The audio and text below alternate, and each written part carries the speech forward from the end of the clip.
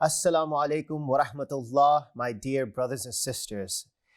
Today, once again, we come back to you with another episode of Safir TV's special series about Hajj, a journey of a lifetime. My name is Ali Hassan and I'm joined by our Hajj specialist, Shaykh Ayoub. Assalamu alaikum. Wa alaikum salam wa rahmatullah, brother Hassan. How are you? Alhamdulillah Rabbil Alameen. And how are you? Alhamdulillah. I'm doing very well. Thank you for asking. Alhamdulillah. We left off previously, we were talking about miqat. We were talking about umrah, tamattu. And then one of the key items or terms that kept coming up was ihram. And this is what the episode is about. This is what we were referring to. So I want to ask you, we understand they're special garments. I understand that. But we keep talking about two pieces of cloth. But that's for men, I take it. Indeed. What about women? What is the difference between the ihram, the special outfit that you are meant to wear for both men and women, please? So starting with ihram, as you have mentioned, these are two pieces of, we can say, just two garments, two pieces of... Okay. Are they cut in a special way? Like, for example, am I going to be wearing it? No, not at all. Not at all. Okay. They are like, for the sake of understanding, Yes. like a bed sheet. Okay. Yeah, two. Okay. So white. So right, white, of course. The color white matters, yeah. Yeah. They are made into different styles, if you can say. Okay. But however, they are all already measured. It's a measured size. One size fits all? Or No. are you saying, because obviously everybody's different Indeed. body types and everything. Indeed. Okay. So there are shops where you can buy according to your size to Okay. fit you in. Where can you actually buy? Is it have to be at the borders? Do they have shops specifically there at the borders? Yeah, indeed. There are shops at the borders. There are shops before you reach the borders. For example, Medina, Jeddah, even in other countries. Sure. You can buy them in London. You can buy them in America. You can buy them in Islamic shops. Right. You can order them online. Once you have the two pieces of ihram, you wear them. For men, you are not allowed to wear anything else. Right. So you just cover one from the waist downwards and another one from your shoulders to the waist. Waist downwards. Yeah. And one from the waist upwards. Yeah, you can say shoulders Okay. up to the waist. From the shoulders up to the waist, and Yes. then from the waist downwards. So two pieces of cloth. Two pieces of clothing. Are they like quite sturdy? Like I'm concerned that because I think there's a part where you have to kind of run, for lack of a better word. Well, Is that... not really running. It's just what they call it harwala when you go between Safa and Marwa. Okay. There is a place where you can just jog. Okay. Not really. Power walking, is that more accurate? Yes, or you can say power also. walking? Okay. Yeah. So you will be taught how to Make sure they're secure, nicely secured tight properly. round. Okay. Yeah. And for these ones, you are not allowed to use, let's say, a leather belt, like some Right. people use it in order for them to make them tight. Sure. So there is a way which you can be shown how to wear them easily. Women, Yeah. it's not wajib upon them. It's not compulsory upon them to wear what men are wearing. So for women, they can wear their own hijab, what we call hijab, Right. a long dress of any color. Oh, wow. If they wear white, it's better. But it's not compulsory for them to wear a specific color. It sounds like it's BAU for women, business as usual. Nothing really special for them to wear. It's just a niqab or a burqa or just a standard hijab Yeah, standard hijab. or all of the above. Standard hijab, of course, they wear. Sure. For them, especially from the school of Ahlul Bayt, they cannot cover their faces. Oh, So right. when you mention the word burqa, for some people may think it's covering of the faces. No, they shouldn't do that. And of this course. is only for the adherents of the Ahlul Bayt? Yes, of course. Other people who don't follow the school of Ahlul Bayt, they have their own way. But we mention the school of Ahlul Bayt. Interesting. Yeah, Okay. that women shouldn't cover their faces completely when they wear ihram.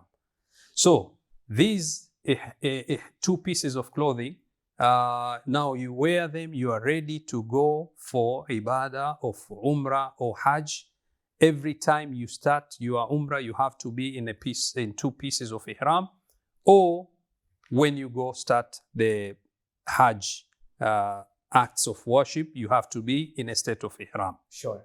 And how long does one stay from the start to finish, from when they put on these garments? How long do you think, day-wise or hourly, if you can give me an example? So if you do Umrah, Yes. You started from Miqat, you come to Makkah, you enter Masjidul Haram, let's say 5 hours, Sure. or 6 hours. Sure. Once you have done your tawaf, 2 rakats of salah behind Maqam Ibrahim, Safa and Marwa 7 times, and then you trim, that's it, you can take off. How many hours is that approximately? It depends with the plan of that particular kafila you go or group, but we can say 1 day or less than a day. Maximum, so less than a 24-hour. 24 period. hours, yes. Okay, that's not too bad. For Hajj, however, Yes. when we go for Hajj, then you start on the 8th Dhul Hajj night. The 9th, you have to be in Arafat, as we are going to discuss this. And then, of course, the following day, which is the day of Eid, the 10th, you have to go to Muzdalifah and then Mina. Once you have stoned the shaitan and the animal has been slaughtered, Yes. then you can remove your ihram. That's obviously much longer though. Yes. So is that how many days roughly? You can say 2 days. Oh, it's 2 days. Yes. Okay, I don't know. You just made it sound like it was going to be a week-long process. No, not at all. Okay, so interesting. You've already explained in the previous episode that you're not allowed to use soap when you wash yourself. When you get to Miqat, the borders, you're about to put on the garments, unscented soap. Sure. So no perfume, no deodorants, Sure. etc. You've established that. You've talked about clipping of the nails or is it or? Yes. Cutting or snipping No, of the hair? either or. It's either or. Okay, Yeah. it's not both. No, Okay, and that's for Umrah. for Umrah. But Hajj, you said it is a more sort of deeper process where you And actually we are going get to a discuss proper- about that. Yeah, we will discuss that in detail because Sure. obviously that's one of the main things that we need to discuss. Let's talk about that, the garment, okay? What fabric does it have to be? I'm not really good with fabrics, to be honest. I just wear whatever my wife gives me. Yeah. But cotton? Cotton, yes. Silk, polyester? Polyester, yes. Mix between cotton and polyester. Normally they do that. Okay. That's fine. And remember, it's a place where it's so hot. So Right. cotton is good. Sure. Things which are not allowed for men to wear, you cannot make ihram out of that. So something like silk, Right, of course. pure silk. Gold. Gold, no. Men cannot do that. Sheikh Ayoub, here's a question for you. What if that ihram becomes najis? What after you've worn it, it actually becomes najis? It's possible. What happens then? Yeah. This question is very important. And it happens Yeah. because you travel, you are wearing this ihram for few hours. Yeah. So when you go, for example, bathroom, and it happens that the ihram became najis. Sure. When we talk about najasa here, we talk about, let's say, it touches urine or feces or blood. Yes. So once there is that najasa on your ihram, you have to remove it. Wash it. Okay. Clean it. It can't be cleaned, change it. You mean dispose of it if it cannot be cleaned, and then You have get to another dispose. one? Indeed. Okay. You cannot perform any act of Hajj if you are on ihram which is with najis, because that impurity makes that act of worship which you do while you are wearing that ihram, that act will be batil, null and void. Right. That's very important to know. Sheikh, you've mentioned garments, and you said that there were two only. Two, I don't know, you call them sheets. But you didn't say anything about boxers. Are you saying that you're not allowed to wear boxers? Definitely you're not allowed. Oh, okay. And when we say two pieces of garments, Yeah.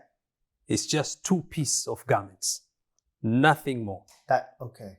No any boxers, no any pants, for Sure. other people call it, no pajama, Right. no Shalwar. no shalwar, nothing. It's just 2 pieces of garments That's you it. have to wear. That's it. Okay. And this, by the way, you remember what we mentioned, it reminds you about the time when we are going to die. Right. With the time when we are going to be covered with our shrouds, kafan.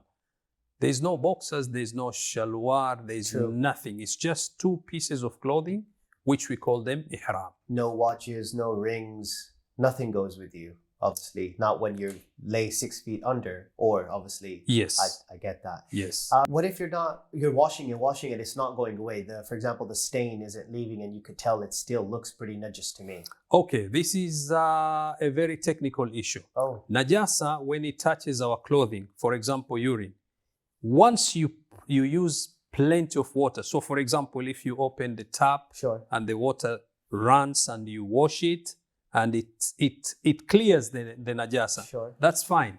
If still you can see the color, for example, but the najasa is not there, here you may need something else, especially these are white clothing. So to take that stain away, sometimes you need some sort of soap in order for you to clean it completely.